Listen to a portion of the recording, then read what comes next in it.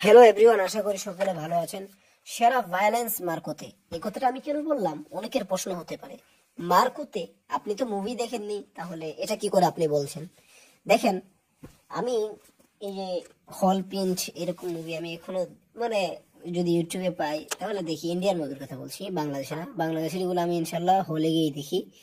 যাই হোক, আমি এখন যেটা বলতেছিলাম, মার্কোতে নাকি এই যে আমরা যে রিভিউ তো দেখছি, রিভিউ খুব ভালো আসতেছে। সকলে বলছে ইন্ডিয়ার সব থেকে বড় ভাইরাস কিসের, আহ, এই যে এনিমেল, তারপরে কিল, আরো যে রয়েছে এগুলো নাকি এর এই মার্কোর কাছে বাচ্চা। আসলে তো 30 কোটি বাজেটের মুভি, 400 500 100 কোটির উপরে বাজেটের মুভির এই 30 কোটি মুভির কাছে বাচ্চা। মানে কিভাবে বুঝলেন? বুঝলেন এটাই যে প্রচুর পরিমাণ ভায়োলেন্স রয়েছে। 30 কোটিতে যে এত কাম বাড়িয়ে দিতে পারে, সে আরো কত কি করতে পারতো। Thank you.